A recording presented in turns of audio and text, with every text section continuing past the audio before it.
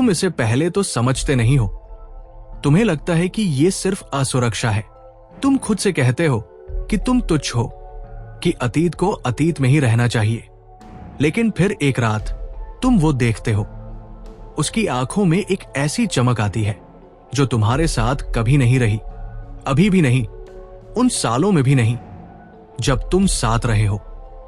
और तुम्हें कोई बताए बिना ही पता चल जाता है कि ये चमक किसी और को तुमसे बहुत पहले ही मिल चुकी थी।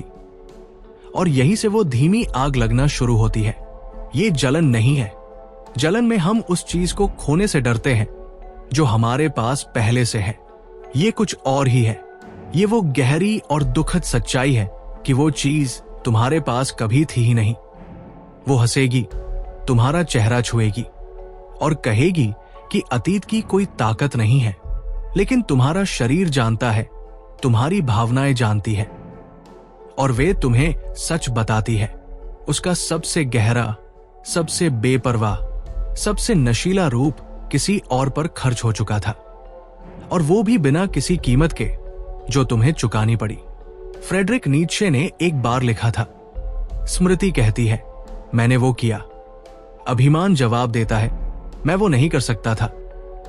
यही उसकी हिस्ट्री को जानने की पीड़ा है।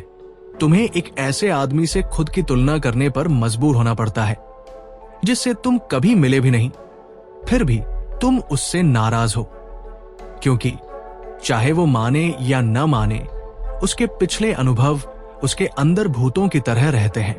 वे उसकी तंत्रिका तंत्र में अंकित हो गए हैं।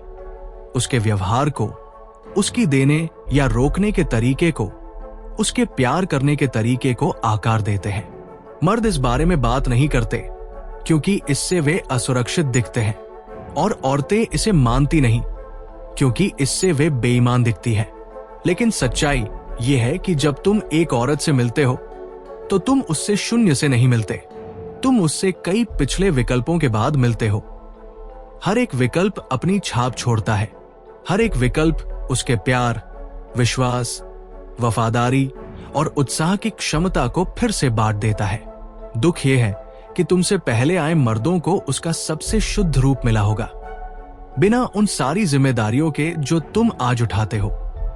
उन्होंने बोतल खुलने से पहले ही शराब पी ली, और तुम बचे हुए हिस्से के साथ ये दिखावा करते हो कि स्वाद वही है, और इसीलिए ये चोरी जैसा लगता है।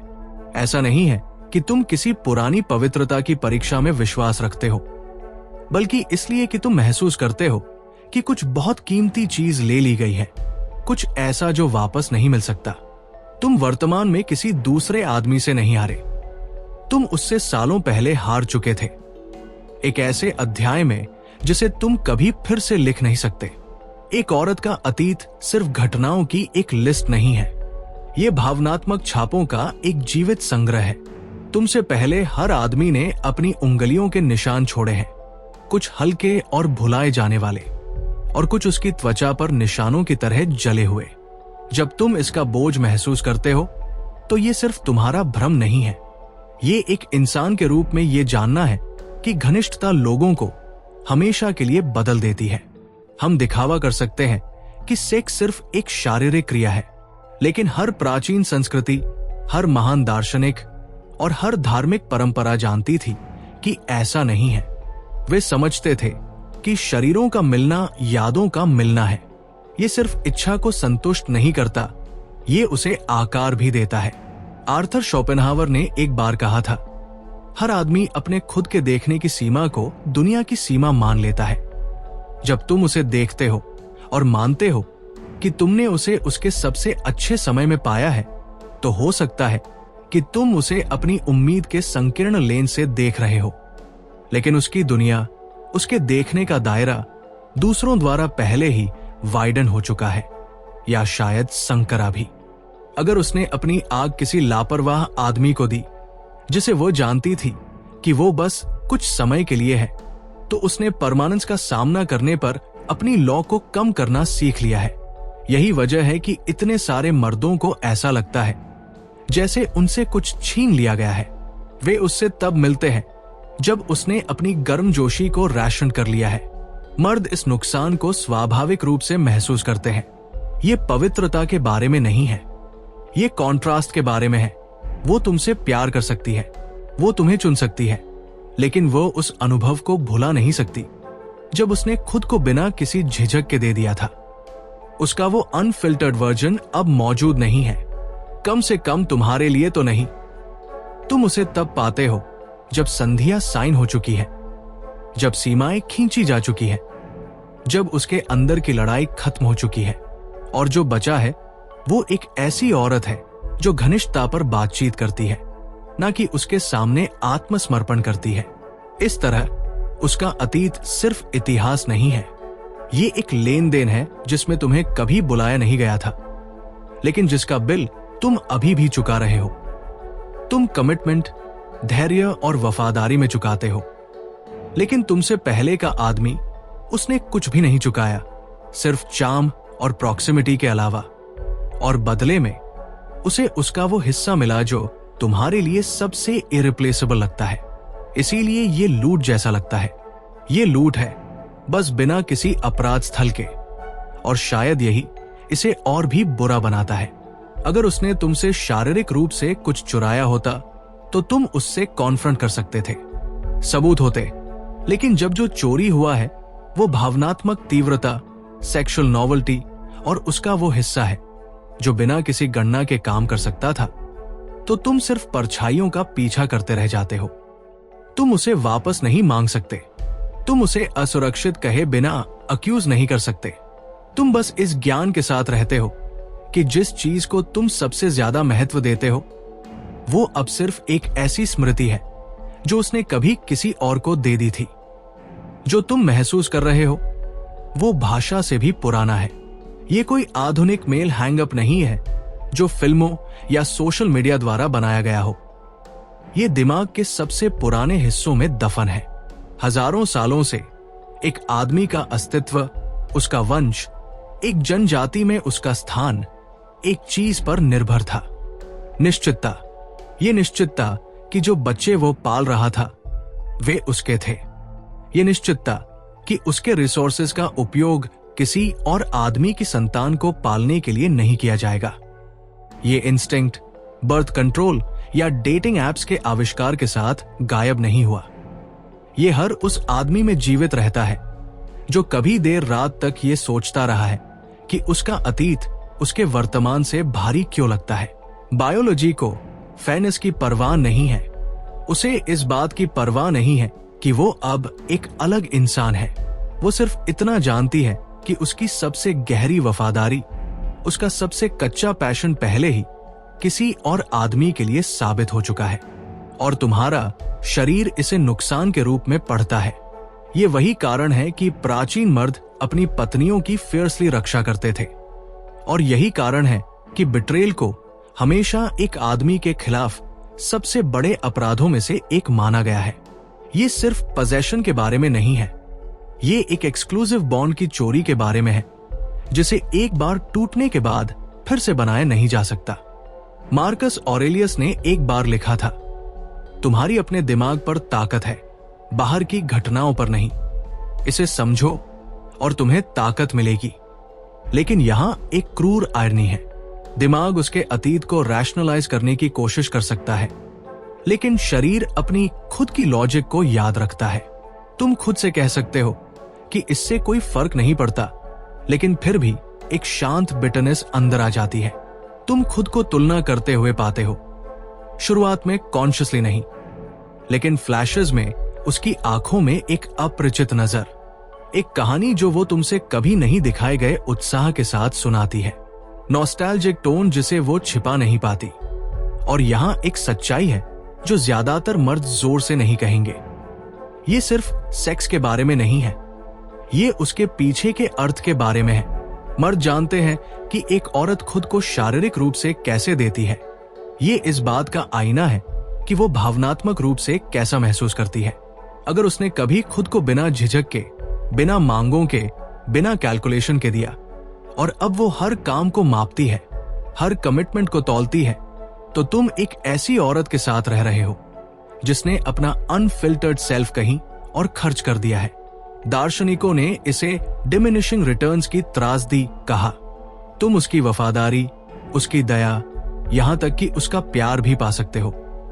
लेकिन तुम्हें कभी भी वो थ्रिल नहीं मिलेगा कि तुम वो आदमी हो जिसके लिए उसने अपने खुद के नियम तोड़े।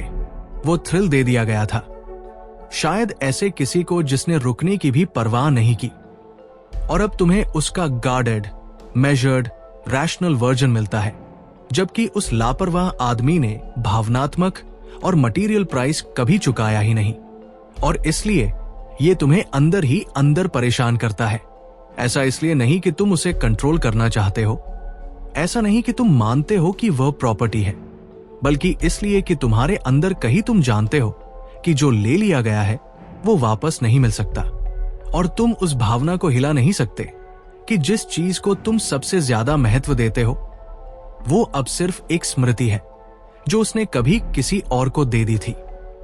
मर्द के लिए मूल्य हमेशा रेयरिटी से जुड़ा रहा है। एक हीरा इसलिए कीमती नहीं है क्योंकि वह चमकता है, कांच भी ऐसा कर सकता है। वह इसलिए कीमती है क्योंकि वह रेयर है और क्योंकि हर हाथ उसे पा नहीं सकता। यही अनकहा लॉजिक घनिष्ठता पर लागू होता है। मर्द सिर्फ क्रिया को महत्व नहीं देते, वे एक्सक्लूसिविटी को महत्व देते हैं। इस ज्ञान को कि जो उन्हें दिया गया है वो पहले मुफ्त में नहीं बांटा गया था। जब वो इल्यूजन टूट जाता है तो कुछ फंडामेंटल चीजें टूट जाती है। एमर्सन ने लिखा, हम किसी चीज को खुद से महत्व नहीं देते बल्कि उस अर्थ को देते हैं जो हम उसे देते हैं। जब तुम उसके अतीत के बारे में सोचते हो तो तुम सिर्फ शरीरों और पलों के बारे में नहीं सोच रहे होते, तुम अर्थ के बारे में सोच रहे होते हो। अगर उसने अपना सबसे अनइनहिबिटेड सेल्फ किसी दूसरे आदमी को दिया तो इसका मतलब है कि उसके जीवन में किसी समय किसी और के पास उसका एक ऐसा वर्जन था जिसे तुम कभी छू नहीं पाओगे। ऐसा इसलिए नहीं कि तुम अनवर्दी हो, बल्कि इसलिए कि जीवन एक ही दिशा में चलता है और पैशन एक बार फ्रीली पोर होने के बाद उसी रूप में कभी वापस नहीं आता। समय इस घाव को मर्दों के लिए ठीक नहीं करता, कुछ मायनों में ये इसे और गहरा कर देता है। तुम उसके अतीत के बारे में बताई गई कहानियों और तुम्हारे वर्तमान की सच्चाई के बीच स्पष्ट कॉन्ट्रास्ट को नोटिस करने लगते हो। तुम उसकी आवाज में हंसी सुनते हो जब वो कुछ लापरवाह याद करती है। वो आसानी से उन स्पॉन्टेनिटी के पलों का वर्णन करती है जिनसे वो अब बचती है।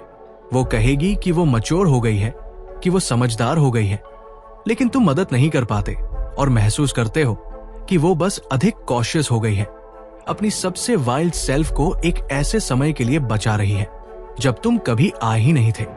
और इसीलिए ये बिना समाधान की लूट जैसा लगता है। तुम उस आदमी को पनिश नहीं कर सकते जिसने उसका वो हिस्सा लिया। उसने कानूनी रूप से कुछ भी गलत नहीं किया। तुम उससे वापस मांग नहीं सकते कि जो चला गया है वो वापस दे दे। ये ऐसी चीज नहीं है जिसे वो वापस दे सकती है। तुम एक ऐसी अजीब स्थिति में रह जाते हो जहां तुम एक ऐसी औरत से प्यार करते हो जो यहां भी है और कहीं और भी है, जिसका शरीर तुम्हारा है लेकिन जिसका इतिहास किसी और का है। प्राचीन स्टोइक्स इसे रियलिटी के साथ एक लड़ाई कहते थे। एपिक्टेटस ने सिखाया कि स्वतंत्रता जीवन का एकमात्र योग्य लक्ष्य है। ये उन चीजों की परवाह न करके हासिल की जाती है जो हमारे कंट्रोल से बाहर है। लेकिन क्या होता है जब जो चीज तुम्हारे कंट्रोल से बाहर है वही तुम्हारे क्लोजनेस की भावना को परिभाषित करती है? तुम इस ज्ञान को कैसे डिसरिगार्ड करोगे कि एक कहानी के सबसे भावुक पन्ने किसी और आदमी की हैंडराइटिंग में लिखे गए थे? यहीं पर चोरी मनोवैज्ञानिक टॉर्चर बन जाती है, क्योंकि एक चोरी हुई संपत्ति के विपरीत तुम इसे रिप्लेस नहीं कर सकते। तुम बस इस अवेयरनेस के साथ रह सकते हो कि तुम किसी ऐसी चीज में इन्वेस्ट कर रहे हो जिसने पहले ही अपने सबसे इंटॉक्सिकेटिंग रिटर्न्स किसी ऐसे को दे दिए हैं जिसने उन्हें कमाया भी नहीं था। और तुम कितने भी मजबूत क्यों न हो, तुम कितना भी रैशनलाइज क्यों न करो, अंदर हमेशा एक शांत आवाज रहेगी जो फुसफुसाएगी, तुम वो आदमी हो जो बाद में आया। एक बार जब एक आदमी इस तरह की चोरी को महसूस करता है तो उसके अंदर कुछ बदल जाता है। ये शायद ही कभी ड्रामेटिक होता है, ये कोई एक्सप्लोजन नहीं है, ये एक शांत रिट्रीट है। वो दरवाजा पटकता नहीं, वो धीरे धीरे उससे दूर हटता है। शुरुआत में वो खुद को पूरी तरह से देता रहता है, फिर भी वो ऐसा आदमी बनने की कोशिश करता है जो उसे उस तरह से प्रेरित कर सके जैसा दूसरों ने कभी किया था। लेकिन कहीं ना कहीं उसे एहसास होता है कि वो एक भूत का पीछा कर रहा है। वो उसके एक ऐसे वर्जन से मुकाबला कर रहा है जो अब मौजूद नहीं है, और उसे वापस लाने की हर कोशिश उसे सिर्फ ये याद दिलाती है कि वह चला गया है। तो वो अपने खुद के पैशन को रेशन करना शुरू कर देता है। ये रिवेंज नहीं है, ये सर्वाइवल है। वही दिमाग जो कभी उसे अतीत को इग्नोर करने के लिए कहता था, अब फुसफुसाता है, खुद को प्रोटेक्ट करो, उसे उतना मत दो जितना वो तुम्हें दे सकती है। और यहीं पर फिलॉसफी भविष्यवाणी बन जाती है। कीरकेगार्ड ने एक बार लिखा था, होने की सबसे दर्दनाक स्थिति भविष्य को याद रखना है, खासकर वो जो तुम्हें कभी नहीं मिलेगा। यही बिल्कुल वो है जो इस स्थिति में मर्द महसूस करते हैं। वे एक ऐसे रिश्ते को याद करते हैं जो कभी था ही नहीं, एक ऐसा रिश्ता जिसमें वे उसे शुद्ध, अनगार्डेड और अनरिजर्व्ड रूप से पा सकते थे। लेकिन वो भविष्य पैदा होने से पहले ही मर चुका है। और जब तुम जानते हो कि तुम कुछ वापस नहीं पा सकते, तो तुम्हारी इंस्टिंक्ट उसे पाने की कोशिश करना बंद कर देती है। यही वजह है कि इतने सारे मर्द बिना किसी इरादे के भावनात्मक रूप से दूर हो जाते हैं। वे अभी भी परवाह करते हैं, वे अभी भी लॉयल रहते हैं, लेकिन आग छोटी हो जाती है। वे त्याग के बजाय कैलकुलेशन से प्यार करते हैं। वे आदत से किस करते हैं, भूख से नहीं। उन्हें ये एहसास भी नहीं होता कि वे ऐसा कर रहे हैं। वे सिर्फ इतना जानते हैं कि संतुलन बदल गया है, कि वे अब एक तरह की शांत भावनात्मक अर्थव्यवस्था में रहते हैं जहां कमी ही कानून है। औरतें अक्सर इसे इंडिफरेंस समझती है। उन्हें लगता है कि आदमी की रुचि खत्म हो गई है, लेकिन सच्चाई में वो बस इस वास्तविकता के अनुकूल हो रहा है कि वो इन रास्तों पर चलने वाला पहला नहीं है, और ग्रांडेस्ट रूम्स पहले ही खाली हो चुके हैं। वो जो बचा है उसे सजा रहा है, उसे आरामदायक बना रहा है। लेकिन वो जानता है कि फाउंडेशन कभी किसी और आर्किटेक्ट का था, और वो ज्ञान सब कुछ बदल देता है। यहाँ की त्रासदी सिर्फ व्यक्तिगत नहीं है, ये यूनिवर्सल है। ये मर्दों को प्यार के बारे में सबसे कठोर सच्चाइयों में से एक का सामना करने के लिए मजबूर करती है। अगर तुम सही समय पर नहीं आए, तो तुम किसी और व्यक्ति की पैशन की क्षमता की पीक को अपना नहीं सकते। कोई भी प्रयास वफादारी या त्याग घड़ी को वापस नहीं घुमा सकता, और इसलिए आदमी अलग तरह से प्यार करना शुरू कर देता है। ऐसा इसलिए नहीं कि वो चाहता है, बल्कि इसलिए कि फिलॉसफी ने उसे सिखाया है कि कोई भी आदमी एक ऐसी चीज से इटर्निटी नहीं बना सकता जो पहले ही एक रेकलेस सीजन में दे दी गई थी। पुरुष अहंकार सिर्फ अभिमान नहीं है, ये एक आदमी के सेल्फ-वर्थ की वास्तुकला है। ये उपलब्धि, सम्मान और इस विश्वास के पत्थरों से बना है कि जो वो मानता है कि उसका है, वो सच में उसका है। जब एक आदमी को एहसास होता है कि उसकी औरत का सबसे अनरेस्ट्रेन्ड, अनफिल्टर्ड वर्जन एक ऐसे अतीत का है जिसे उसने कभी छुआ नहीं, तो ये उस वास्तुकला की नींव पर ही प्रहार करता है। ये कच्चे अर्थों में ऑनरशिप के बारे में नहीं है, ये वो आदमी होने के बारे में है जिसके लिए वो अपना सबसे अच्छा रिजर्व करती है। नीत्शे ने चेतावनी दी, जो खुद का तिरस्कार करता है वो फिर भी एक तिरस्कार करने वाले के रूप में खुद का सम्मान करता है। यही वो खतरनाक रास्ता है जिस पर कई मर्द इस सच्चाई का सामना करने पर चलते हैं। वे खुद का तिरस्कार कर सकते हैं क्योंकि वे अतीत की परवाह करते हैं। खुद का तिरस्कार कर सकते हैं क्योंकि उन्हें ऐसा लगता है कि वे उस लड़ाई को हार गए जो उन्होंने कभी लड़ी ही नहीं। वे खुद का तिरस्कार कर सकते हैं क्योंकि वे जो जानते हैं उसे वे भुला नहीं सकते, और फिर भी उस तिरस्कार में भी एक तरह का सम्मान होता है। वे एक्सक्लूसिविटी के लिए अपनी खुद की चाहत को पहचानते हैं, पहले और एकमात्र होने के अनमैच्ड थ्रिल के लिए। कुछ मर्द समय के साथ इस बात को सुलझा लेते हैं।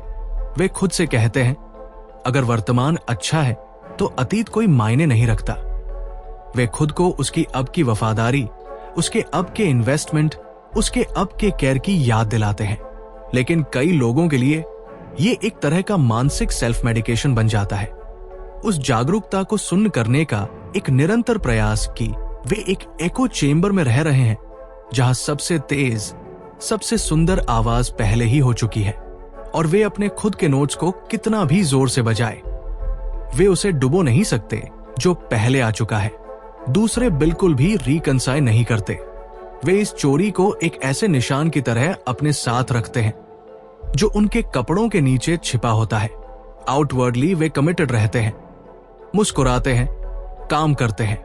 इनवर्डली वे कभी पूरी तरह से माफ नहीं करते, न उसे, न उस आदमी को जो पहले आया, न उस खुद के वर्जन को जो जल्दी नहीं आया। ये एक शांत, परमानेंट दूरी बन जाती है, एक ऐसा गैप जिसे कोई भी अफेक्शन पार नहीं कर सकता। दार्शनिक रूप से यह समय और पोजेशन पर एक ध्यान बन जाता है। सेनेका ने लिखा, हम हमेशा शिकायत करते हैं कि हमारे दिन कम हैं और ऐसा व्यवहार करते हैं जैसे उनका कोई अंत नहीं होगा। यही बात पैशन के लिए भी सच है। हमें लगता है कि ये इन्फिनिट है, कि हम इसे कई लोगों को दे सकते हैं और फिर भी इसे पूरी तरह से उस एक को दे सकते हैं जिसे हम हमेशा के लिए चुनते हैं। लेकिन मर्द स्वाभाविक रूप से महसूस करते हैं कि पैशन सीमित है, कि उसका सबसे उज्जवल हिस्सा किसी और को देना भविष्य से उसकी सबसे तेज रोशनी छीन लेना है। और एक बार जब वे ये मान लेते हैं कि उनसे कुछ छीन लिया गया है, तो सबसे वफादार आदमी भी बदले में क्वाइटली अपनी खुद की रोशनी को गार्ड करेगा। एक समय आता है जब एक आदमी को इस ज्ञान के साथ क्या करना है ये तय करना होता है। कुछ दिखावा करेंगे कि इससे कोई फर्क नहीं पड़ता, इसे रोजमर्रा की जिंदगी की रूटीन के नीचे दबा देंगे, इस उम्मीद में कि दोहराव दर्द को डल कर देगा। दूसरे कड़वे हो जाएंगे, इसे एक सीक्रेट वेपन की तरह साथ रखेंगे जिसे वे कभी इस्तेमाल नहीं करेंगे, लेकिन हमेशा अपनी जेब में रखेंगे। हर ठंडे पल, हर रोके हुए जेस्चर को जस्टिफाई करने के लिए तैयार रहेंगे। लेकिन सबसे रेयर मर्द इसका सीधे सामना करेंगे, इसे जीतने के लिए नहीं, बल्कि इसे समझने के लिए। समझना इस बात को स्वीकार करने से शुरू होता है कि समय ही वो एक चोर है जिसे तुम कभी पकड़ नहीं सकते। उसका अतीत एक बंद डिब्बा नहीं है जिसे तुम खोल सकते हो और वापस पा सकते हो। ये एक नदी है जो पहले ही अपने खजाने को डाउनस्ट्रीम ले जा चुकी है। धारा से नाराज होना प्रकृति के ही खिलाफ युद्ध छेड़ने जैसा है, और यहाँ फिलॉसफी एक अजीब तरह की स्वतंत्रता प्रदान करती है। अगर तुम वो वापस नहीं पा सकते जो चला गया है, तो तुम कम से कम ऐसे रहना बंद कर सकते हो जैसे तुम उसे पा सकते हो। अल्बर्ट कैमस ने लिखा, स्वतंत्रता और कुछ नहीं बल्कि बेहतर बनने का एक मौका है। कुछ मर्दों के लिए इसका मतलब है इग्नोरेंस में नहीं बल्कि पूरी जागरूकता के साथ रहना। वे इसलिए रहते हैं क्योंकि वह जो अब देती है, हालांकि वो उससे अलग है जो उसने कभी दिया था, फिर भी पाने लायक है। वे उसके अतीत के सेल्फ को मांगना बंद कर देते हैं और केवल उसके प्रेजेंट सेल्फ के साथ डील करना शुरू कर देते हैं। आज की तुलना कल से करने से इनकार करते हैं। ये चॉइस चोरी को मिटाती नहीं है, लेकिन ये उन्हें उसके साए में रहने से रोकती है। दूसरे चले जाएंगे, मैलिस से नहीं, बल्कि इसलिए कि वे जानते हैं कि वे बिना इस इल्यूजन के प्यार नहीं कर सकते कि वे वो है जिसे उसने खुद को सबसे फ्रीली दिया था। वे अपनी खुद की सीमाओं को समझते हैं और खुद का इतना सम्मान करते हैं कि वे एक ऐसा बॉन्ड चाहते हैं जो तुलना से अछूता हो। यह भी एक दार्शनिक निर्णय है, सजा का नहीं बल्कि संरक्षण का। वे इसलिए नहीं जाते क्योंकि वो अनवर्दी है, बल्कि इसलिए कि अगर वे रुकते तो घाव कभी ट्रूली भरता नहीं। और फिर वे मर्द होते हैं जो पूरी तरह से ट्रांसफॉर्म हो जाते हैं। वे उस नुकसान के दर्द को लेते हैं और इसे रिश्तों, औरतों और खुद के बारे में अपनी समझ को फिर से आकार देने देते हैं। उन्हें एहसास होता है कि वे जो क्रेव कर रहे थे वो सिर्फ उसका अतीत नहीं था, बल्कि इरिप्लेसेबल होने की भावना थी, और इसलिए वे इसे दूसरों में खोजना बंद कर देते हैं और इसे अपने अंदर बनाना शुरू कर देते हैं। वे ऐसे मर्द बन जाते हैं जिनकी सेल्फ वर्थ इतनी गहरी होती है कि कोई भी इतिहास, न उसका न किसी और का, उनकी शांति को छीन नहीं सकता। ये सबसे रेयर रास्ता है क्योंकि इसमें कंट्रोल के इल्यूजन को खत्म करने, एक्सक्लूसिविटी के लिए अहंकार की चाहत को हटाने और उसे किसी ऐसी चीज से बदलने की जरूरत होती है जो ज्यादातर मर्दों को कभी नहीं मिलती। सेल्फ सफिशिएंसी की शांत ताकत। इस स्थिति में उसका अतीत अब चोरी नहीं है, ये सिर्फ एक कहानी है जो तुम्हें कंसर्न नहीं करती। और शायद यही इस सच्चाई की जेल से निकलने का एकमात्र रील रास्ता है। अंत में ये उसके बारे में एक कहानी नहीं है, ये तुम्हारे बारे में एक कहानी है, उस तरीके के बारे में जिससे मर्द एब्सेंस को एक परछाई की तरह ढोते हैं, उस तरीके के बारे में जिससे हम वैल्यू को मापते हैं, न सिर्फ उस चीज में जो हमारे पास है बल्कि उस चीज में भी जो हम कल्पना करते हैं कि हमारे पास हो सकती थी। उसका अतीत फिक्स्ड है, इस पर तुम्हारी रिएक्शन नहीं है, और फिर भी ज्यादातर मर्द खुद को उस फिक्स्ड पॉइंट से जंजीर से बांध लेंगे। इसे हर कॉन्वर्सेशन, हर घनिष्ठता के पल, हर शांत घंटे में घसीटते रहेंगे जहां संदेह उनके कान में फुसफुसा सकता है। कठोर सच्चाई यह है कि कोई भी औरत, चाहे वो आज कितनी भी लॉयल क्यों न हो, इस तथ्य को अंडू नहीं कर सकती कि किसी और को कभी उसे बिना फिल्टर्स, बिना शर्तों, बिना उस कौशन के प्राप्त हुआ था जो वो अब रखती है। यही वजह है कि ये चोरी जैसा लगता है। ये खुद को पूरी लॉ के साथ देना था और तुम अंगारों की चमक के साथ रह गए हो। लेकिन यहां तुम्हारा चॉइस है। क्या तुम अपनी जिंदगी एक ऐसी आग को फिर से जलाने की कोशिश में बिताते हो जिसे वो अब उस तरह से नहीं जलाती, या तुम अपनी खुद की गर्मी में खड़े रहना सीखते हो? फिलॉसफी एक चेतावनी और एक गिफ्ट प्रदान करती है। चेतावनी सरल है, अगर तुम अपना वर्थ उसके जीवन में सबसे ज्यादा होने पर बनाते हो तो तुम हमेशा समय की दया पर रहोगे। गिफ्ट को एक्सेप्ट करना कठिन है, अगर तुम अपना वर्थ इतना ऊंचा बनाते हो कि कोई तुलना उसे छू न सके तो उसका अतीत अपने दांत खो देता है। तुम द वन होने के मामले में सोचना बंद कर देते हो और द मैन के रूप में जीना शुरू कर देते हो। एक ऐसा आदमी जो किसी भी पल दूर जा सकता है, मैलिस से नहीं बल्कि अनब्रेकेबल सेल्फ रिस्पेक्ट से। मार्कस ऑरेलियस ने लिखा, अगर तुम किसी बाहरी चीज से परेशान हो तो दर्द उस चीज की वजह से नहीं है बल्कि उसके बारे में तुम्हारे अनुमान की वजह से है, और इसे तुम्हारे पास किसी भी पल रिवोक करने की ताकत है। यही वो अंतिम ताकत है जो तुम्हारे पास इस घाव पर है, ये तय करने की एबिलिटी कि ये अब कोई घाव नहीं है, उसके इतिहास को बस वही देखने की एबिलिटी। इतिहास कोई चोरी नहीं, तुम्हारे वर्थ पर कोई फैसला नहीं, बल्कि ये एक रिमाइंडर है कि तुम्हारा वर्थ कभी किसी और की प्योरिटी या पैशन पर नहीं बनाया जाना था। जो मर्द इस पर महारत हासिल करते हैं वे ठंडे नहीं होते, वे अनगवर्नेबल हो जाते हैं। वे बिना ये खोने के डर के पूरी तरह से प्यार कर सकते हैं जो उनका कभी था ही नहीं। वे भूतों से मुकाबला करना बंद कर देते हैं, और शायद सबसे महत्वपूर्ण बात यह है कि वे अपनी शांति को उन घटनाओं को देना बंद कर देते हैं जो उनके आने से बहुत पहले मौजूद थी। तो हर उस आदमी के लिए जो सुन रहा है, अगर तुम्हें लगता है कि तुमसे कुछ छीना गया है तो इसे स्वीकार करो। अगर तुम इसके साथ नहीं रह सकते तो छोड़ दो।